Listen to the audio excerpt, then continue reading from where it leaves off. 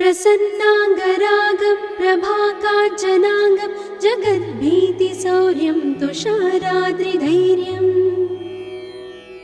तृणीभूतहेतिं रणोद्यद्विभूतिं भजे वायुपुत्रं पवित्राप्तमित्रम् भजे पावनं भावनानित्यवासम् भजे बालभानुं प्रभाचारुवासम् भजे चन्द्रिकाकुन्दमन्दारहासम् भजे सन्ततं रामभूपालदासम् भजे लक्ष्मणप्राणरक्षातिदक्षं भजे तोषितानेकगीर्वाणपक्षम् भजे घोरसङ्ग्रामसीमाहताक्षं भजे रामनामातिसम्प्राप्तरक्षम् कृताभीलनादं क्षितिक्षिप्तपादम् घनक्रान्तभृङ्गं कटिस्थोरुजङ्घम् वियद्व्याप्तकेशं भुजाश्लेषितास्मम् जयश्रीसमेतं भजे रामदूतम् जलद्वालघातं भ्रमच्चक्रवालं कठोराट्टहासं प्रभिन्नाब्जजाण्डम् महासिंहनादाद्विशीर्णत्रिलोकं भजे आञ्जनेयं प्रभुं वज्रकायम् रणे भीषणे मेघनादे सनाधे सरोषे समारोपिते मित्रमुखे खगानां घनानां सुराणां च मार्गे नतं तं वहं तं हनुमन्तमीडे कनद्रत्नजम्भारिदम्भोळिधारं कनद्दन्तनिर्धूतकालोग्रदन्तम् पदाघातभीताब्धिभूताधिवासं रणक्षोणिदक्षं भजे पिङ्गळाक्षम् महाग्राहपीडा महोत्पातपीडा महारोगपीडा महातीव्रपीडा हरत्यासुते पादपद्मानुरक्तो नमस्ते कपिश्रेष्ठ रामप्रियो यः सुधा सिन्धुमुल्लङ्घ्य नाथोग्रदीप्तः सुधा चौषधीस्ता प्रगुप्तप्रभावः षडद्रोणशैलस्य सारेण सेतुं विना भूस्वयं कः समर्थः कपीन्द्रः निरातङ्कमाविश्य लङ्कां विसम्पो भवानेव सीतातिशोकापहारी समुद्रान्तरङ्गादिरौद्रं विनिद्रम् विलङ्घ्योरुजङ्घस्तुता मर्त्यसङ्घः रमानाथ रामः क्षमानाथ रामः अशोकेन शोकं विहाय प्रहर्षम् वनान्तर्घनं जीवनं दानवानं विपाट्य प्रहर्षात् हनूमान् त्वमेव जराभारतो भूरिपीडां शरीरे निराधारणारूढगाढप्रतापे भवत्पादभक्तिं भवद्भक्तिरक्तिम् कुरु श्रीहनुमत्प्रभो मे दयाळो महायोगिनो ब्रह्मरुद्रादयो वा न जानन्ति तत्त्वं निजं राघवस्य कथं ज्ञायते मातृसे नित्यमेव प्रसीद प्रभो वानरेन्द्रो नमस्ते नमस्ते महासत्त्ववाहाय तुभ्यं नमस्ते महावज्रदेहाय तुभ्यं नमस्ते परिभूतसूर्याय तुभ्यम् नमस्ते कृतामर्त्यकार्याय तुभ्यम् नमस्ते सदा ब्रह्मचर्याय तुभ्यं नमस्ते सदा वायुपुत्राय तुभ्यम्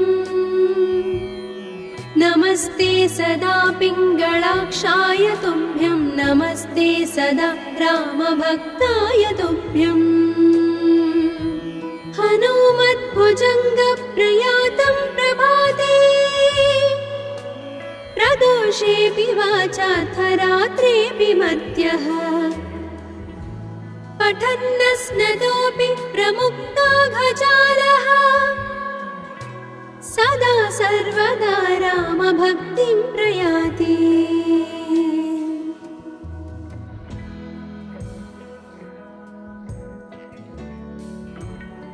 प्रसन्नाङ्गरागं प्रभाकाञ्चनाङ्गं जगद्भीतिशौर्यं तुषाराद्रिधैर्यम् तृणीभूतहेतिं रणोद्यद्विभूतिं भजे वायुपुत्रं पवित्राप्तमित्रम् भजे पावनं भावनानित्यवासम् भजे बालभानुं प्रभाचारुवासम् भजे चन्द्रिका कुन्दमन्दारहासम् भजे सन्ततं रामभूपालदासम् भजे लक्ष्मणप्राणरक्षातिदक्षं भजे तोषितानेकगीर्वाणपक्षम् भजे घोरसङ्ग्रामसीमाहताक्षं भजे रामनामादिसम्प्राप्तरक्षम् कृताभीलनादं क्षितिक्षिप्तपादम् घनक्रान्तभृङ्गं कटिस्थोरुजङ्घम् वियद्व्याप्तकेशं भुजाश्लेषितास्मम् जयश्री समेतं भजे रामदूतम् जलद्वालघातं भ्रमच्चक्रवालं कठोराट्टहासं प्रभिन्नाब्जजाण्डम् महासिंहनादाद्विशीर्णत्रिलोकं भजे आञ्जनेयं प्रभुं वज्रकायम् रणे भीषणे मेघनादे सनाधे सरोषे समारोपिते मित्रमुख्ये खगानां घनानां सुराणां च मार्गे नतं तं वहं तं हनुमन्तमीडे कनद्रत्नजम्भारिदम्भोळिधारं कनद्दन्तनिर्धूतकालोग्रदन्तम् पदाघातभीताब्धिभूताधिवासं रणक्षोणिदक्षं भजे पिङ्गळाक्षम् महाग्राहपीडा महोत्पातपीडा महारोगपीडा महातीव्रपीडा हरत्यासुति पादपद्मानुरक्तो नमस्ते कपिश्रेष्ठ रामप्रियो यः सुधा सिन्धुमुल्लङ्घ्य नाथोग्रदीप्तः सुधा चौषधीस्था प्रगुप्तप्रभावः षडद्रोणशैलस्य सारेण सेतुं विना भूस्वयं कः समर्थः कपीन्द्रः निरातङ्कमाविश्य लङ्कां विसङ्गो भवानेव सीतातिशोकापहारी समुद्रान्तरङ्गादिरौद्रं विनिद्रम् विलङ्घ्योरुजङ्घस्तुता मर्त्यसङ्घः रमानाथ रामः क्षमानाथ रामः अशोकेन शोकं विहाय प्रहर्षम् वनान्तर्घनं जीवनं दानवानं विपाट्य प्रहर्षात् हनुमान् त्वमेव जराभारतो भूरिपीडां शरीरे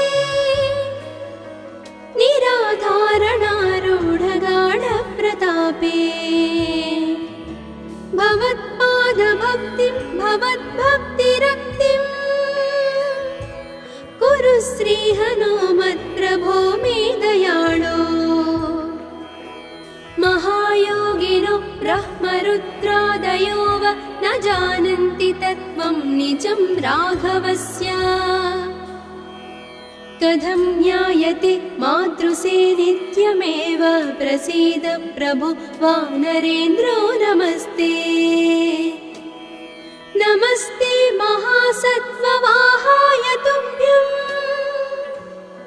नमस्ते महावज्रदेहाय तुभ्यं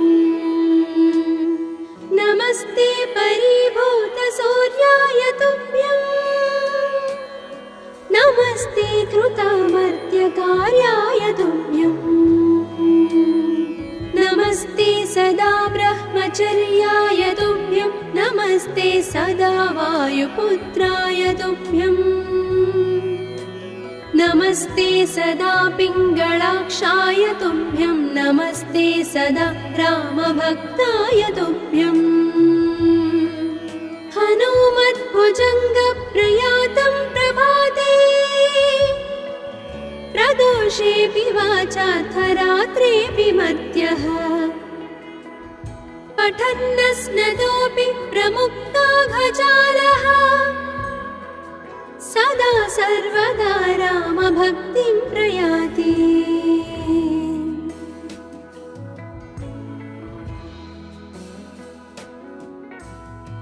प्रसन्नाङ्गरागं प्रभाकाञ्चनाङ्गं जगद्भीतिशौर्यं तुषाराद्रिधैर्यम्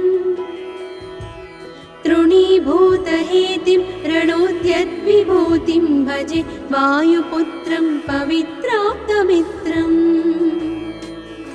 भजे पावनं भावनानित्यवासम् भजे बालभानुं प्रभाचारुभासम् भजे चन्द्रिका कुन्दमन्दारहासम् भजे सन्ततं रामभूपालदासम्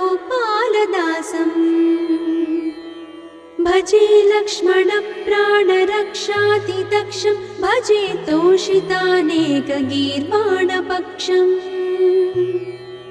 भजे घोरसङ्ग्रामसीमाहताक्षं भजे रामनामातिसम्प्राप्तरक्षम् कृताभीलनादं क्षितिक्षिप्तपादम् घनक्रान्तभृङ्गं कटिस्थोरुजङ्घम् वियद्व्याप्तकेशं भुजाश्लेषितास्मम् जयश्रीसमेतं भजे रामदूतम् जलद्वालघातं भ्रमच्चक्रवालं कठोराट्टहासं प्रभिन्नाब्जजाण्डम् महासिंहनादाद्विशीर्णत्रिलोकं भजे आञ्जनेयं प्रभुं वज्रकायम्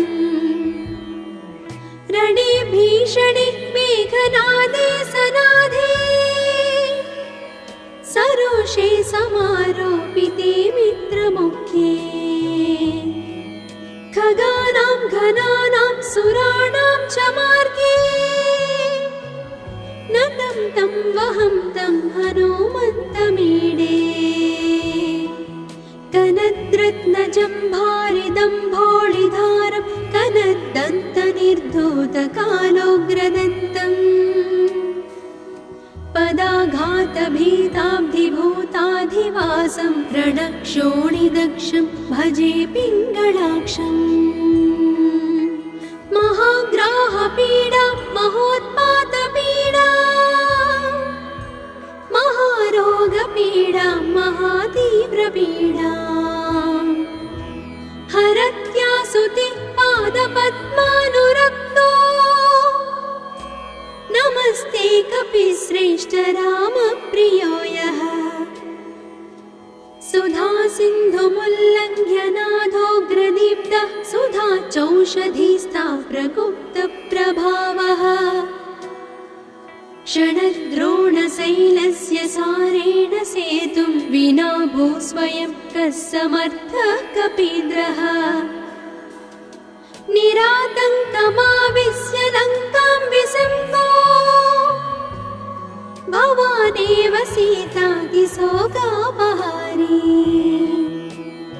समुद्रान्तरङ्गादिरौद्रं विनिद्रम् विलङ्घ्योरुजङ्घस्तुता मर्त्यसङ्घः रमानाथ रामः क्षमानाथ रामः अशोकेन शोकं विहाय प्रहर्षम् वनान्तर्घनं जीवनं दानवानं विपाट्य प्रहर्षात् हनूमान् त्वमेव जराभारतो भूरिपीडां शरीरे निराधारणारूढगाढप्रतापे भवत्पादभक्तिं भवद्भक्तिरक्तिम्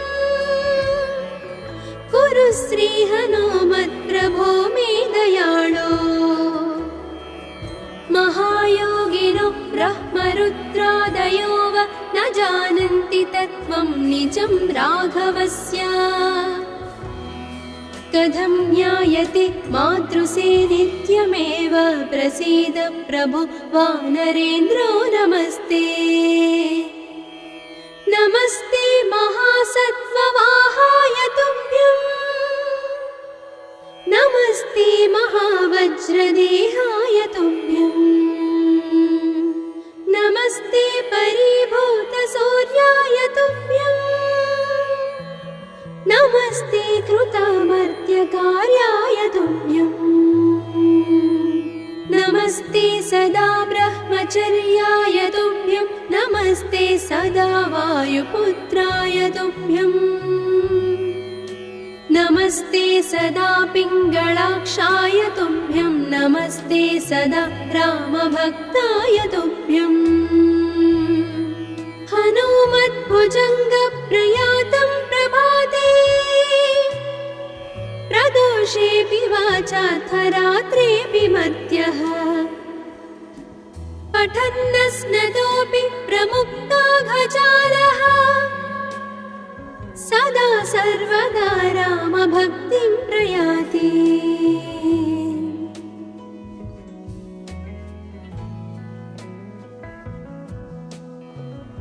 प्रसन्नाङ्गरागं प्रभाकाञ्चनाङ्गं जगद्भीतिशौर्यं तुषाराद्रिधैर्यम् तृणीभूतहेतिं रणोद्यद्विभूतिं भजे वायुपुत्रं पवित्राप्तमित्रम् भजे पावनं भावनानित्यवासम् भजे बालभानुं प्रभाचारुभासम् भजे चन्द्रिकाकुन्दमन्दारहासम् भजे सन्ततं रामभूपालदासम्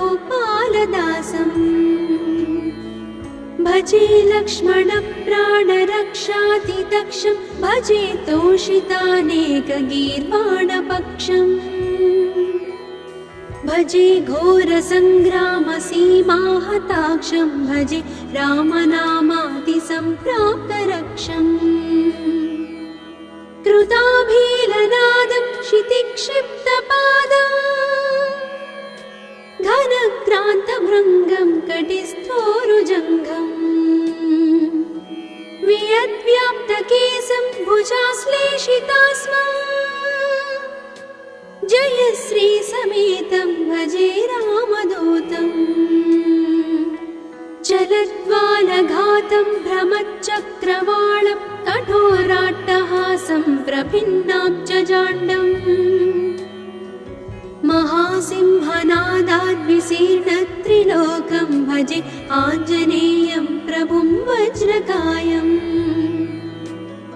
रणे भीषणे मेघनादे सनादे सरोषे समारोपिते मित्रमुख्ये खगानां घनानां सुराणां च मार्गे नतं तं वहं तं हनुमन्तमीडे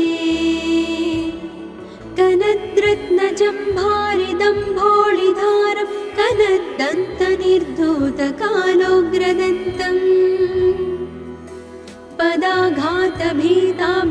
पदाघातभीताब्धिभूताधिवासं रणक्षोणिदक्षं भजे पिङ्गळाक्षम् महाग्राहपीडा महोत्पातपीडा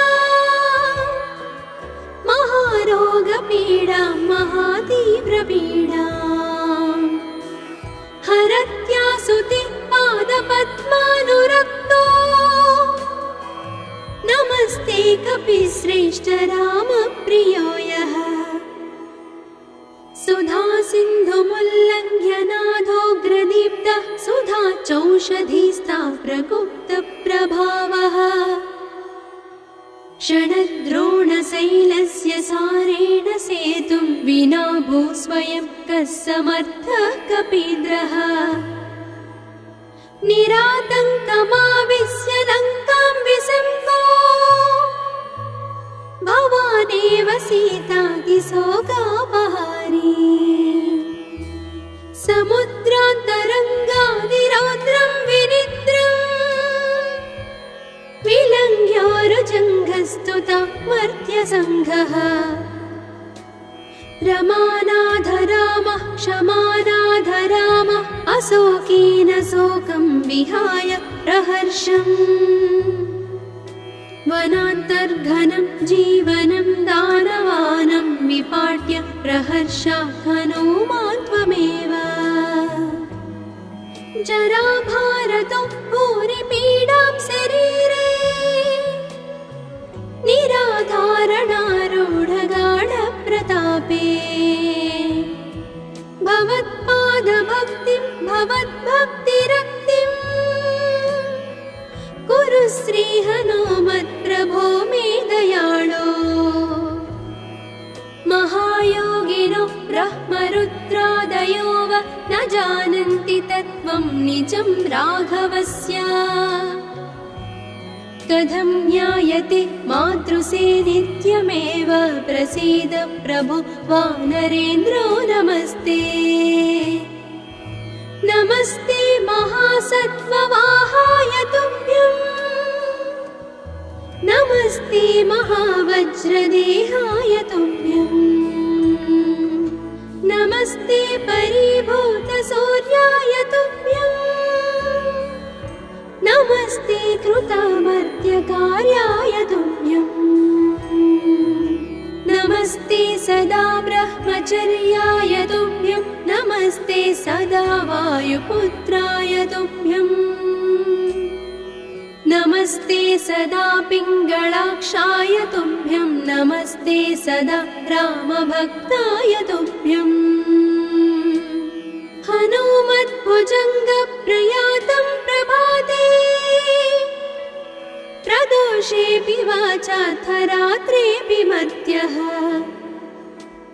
पठन्नस्नतोऽपि प्रमुक्ताघजालः सदा सर्वदा रामभक्तिं प्रयाति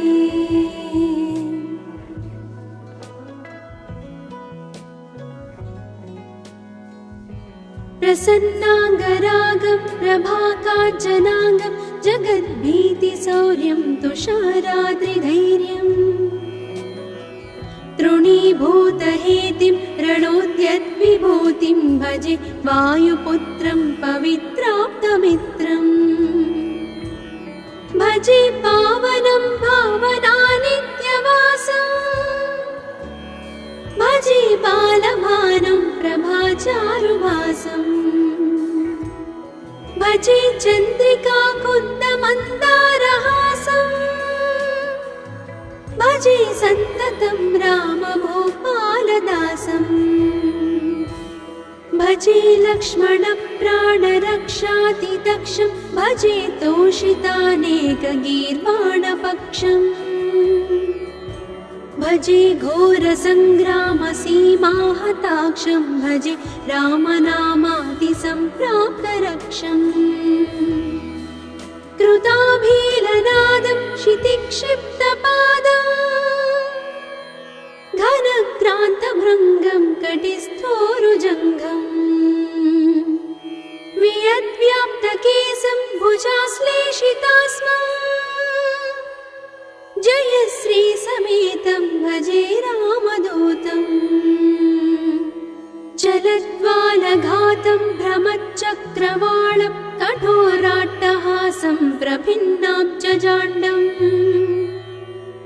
महासिंहनादाद्विशीर्णत्रिलोकं भजे आञ्जनेयं प्रभुं वज्रकायम् रणे भीषणे मेघनादे सनाधे सरोषे समारोपिते मित्रमुखे खगानां घनानां सुराणां च मार्गे नतं तं वहं तं हनुमन्तमीडे कनद्रत्नजम्भारिदम्भोळिधारं कनद्दन्तनिर्धूतकालोग्रदन्तम् पदाघातभीताब्धिभूताधिवासं रणक्षोणिदक्षं भजे पिङ्गळाक्षम् महाग्राहपीडा महोत्पातपीडा महारोगपीडा महातीव्रपीडा हरत्यासुते पादपद्मानुरक्तो नमस्ते कपिश्रेष्ठ रामप्रियो यः सुधा सिन्धुमुल्लङ्घ्य नाथोग्रदीप्तः सुधा चौषधीस्ता प्रगुप्तप्रभावः षडद्रोणशैलस्य सारेण सेतुं विना भूस्वयं कः समर्थः कपीन्द्रः निरातङ्कमाविश्य लङ्कां विसम्पो भवानेव सीताकिशोकापहारी समुद्रान्तरङ्गादिरौद्रं विनिद्रम् विलङ्घ्योरुजङ्घस्तुता मर्त्यसङ्घः रमानाथ रामः क्षमानाथ रामः अशोकेन शोकं विहाय प्रहर्षम् वनान्तर्घनं जीवनं दानवानं विपाट्य प्रहर्षात् हनूमान् त्वमेव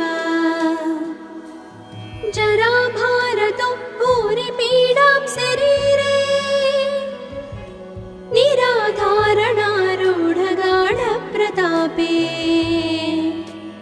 भवत्पादभक्तिं भवद्भक्तिरक्तिम् कुरु श्रीहनुमत्प्रभो मे दयाळो महायोगिनो ब्रह्मरुद्रादयो वा न जानन्ति तत्त्वं निजं राघवस्य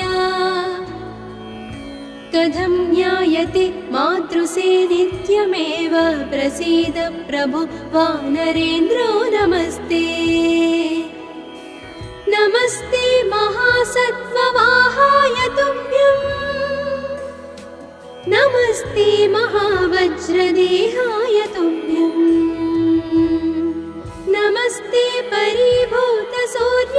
तुभ्यं नमस्ते कृतामर्त्यकार्याय तुभ्यं नमस्ते सदा ब्रह्मचर्याय तुभ्यं नमस्ते सदा वायुपुत्राय तुभ्यं नमस्ते सदा पिङ्गळाक्षाय तुभ्यं नमस्ते सदा रामभक्ताय तुभ्यं हनुमद्भुजङ्गप्रयातं प्रभाते प्रदोषेऽपि वाचार्थरात्रेऽपि मर्त्यः पठन्नस्नतोऽपि प्रमुक्ताघजालः सदा सर्वदा रामभक्तिं प्रयाति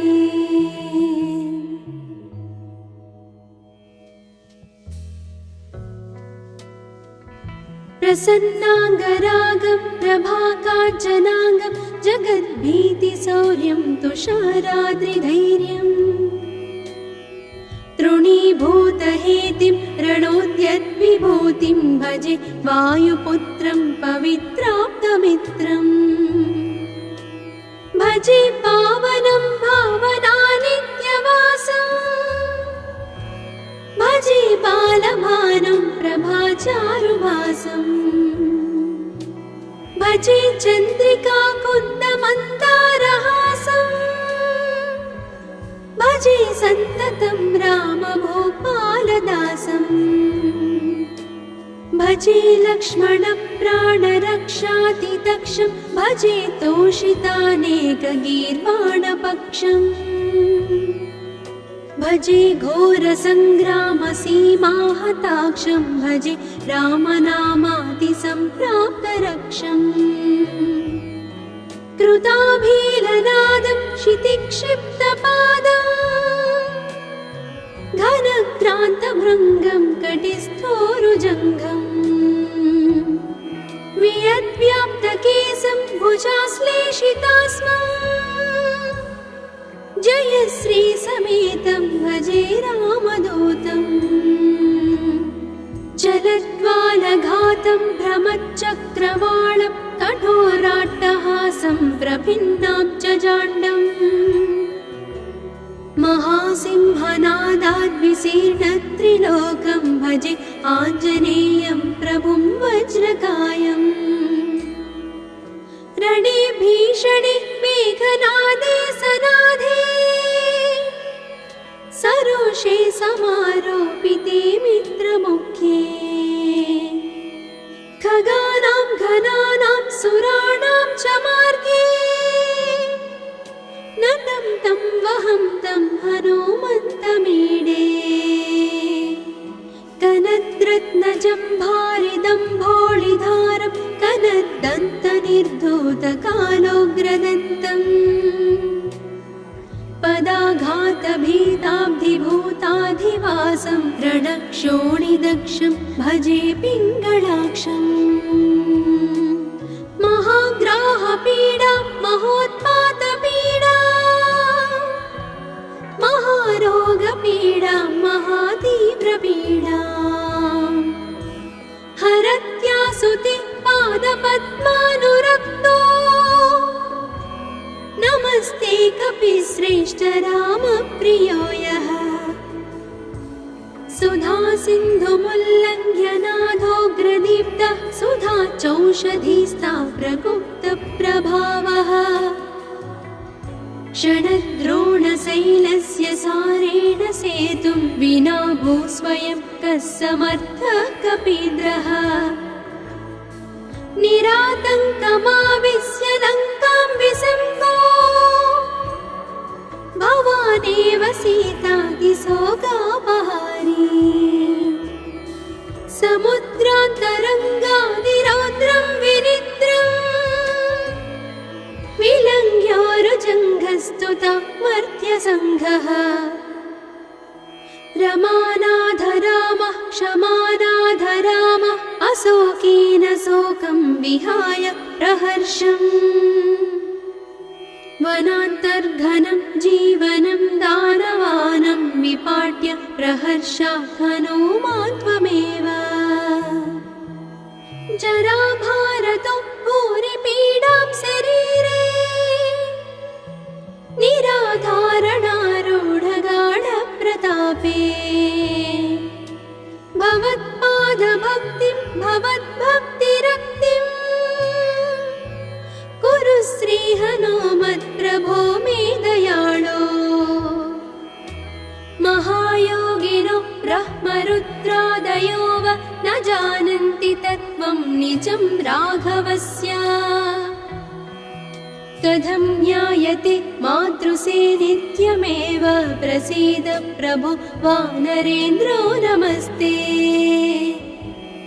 नमस्ते महासत्त्ववाहाय तुभ्यं नमस्ते महावज्रदेहाय तुभ्यं नमस्ते परिभूतसूर्याय तुभ्यं नमस्ते कृतमर्त्यकार्याय तुभ्यं नमस्ते सदा ब्रह्मचर्याय तुभ्यं नमस्ते सदा वायुपुत्राय तुभ्यं नमस्ते सदा पिङ्गळाक्षाय तुभ्यं नमस्ते सदा रामभक्ताय तुभ्यम् हनुमद्भुजङ्गप्रयातं प्रभाते प्रदोषेऽपि वाचार्थरात्रेऽपि मर्त्यः पठन्नस्नतोऽपि प्रमुक्ताघजालः सदा सर्वदा रामभक्तिं प्रयाति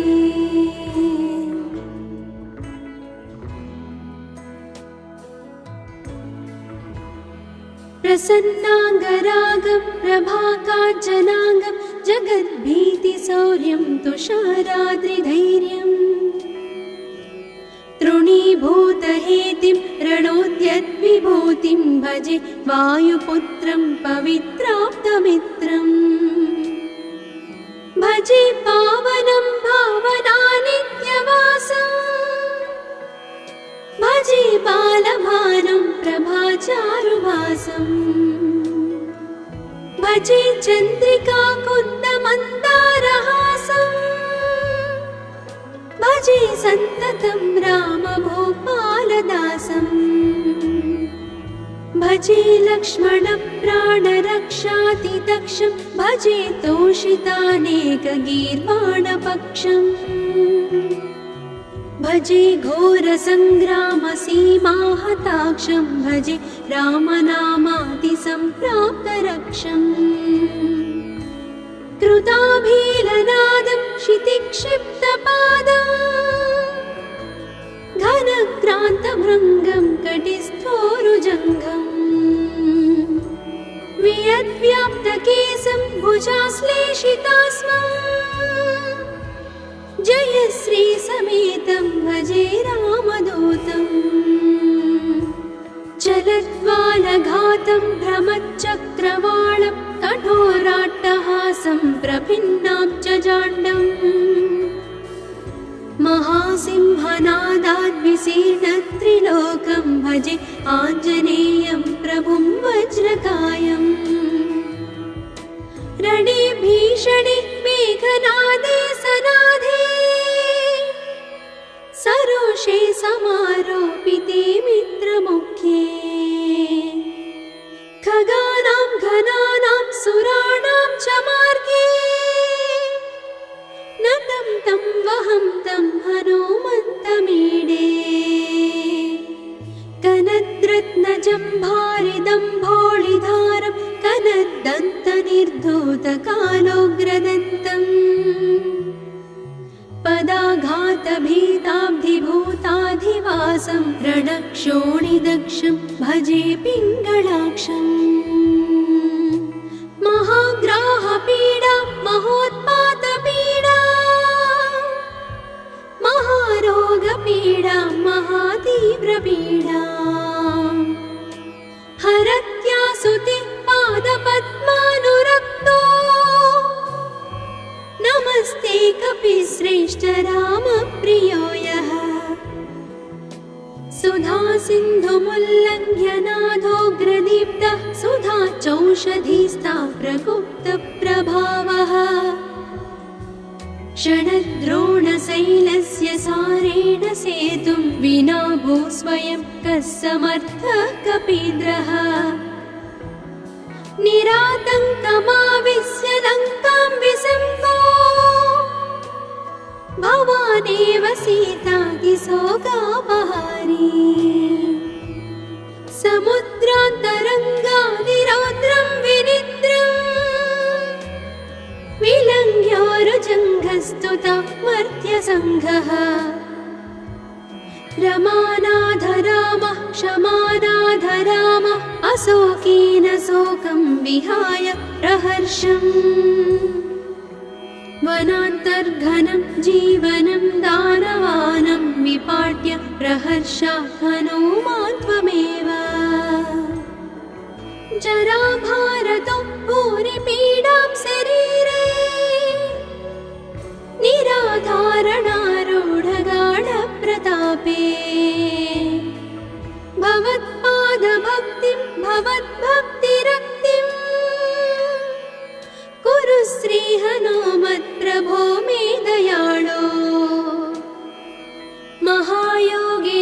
ब्रह्मरुद्रादयो वा न जानन्ति तत्त्वं निजं राघवस्य कथं ज्ञायते मातृसे नित्यमेव प्रसीद प्रभु वानरेन्द्रो नमस्ते नमस्ते महासत्त्ववाहाय तुभ्यं नमस्ते महावज्रदेहाय तुभ्यं नमस्ते परिभूतसूर्याय तुभ्यं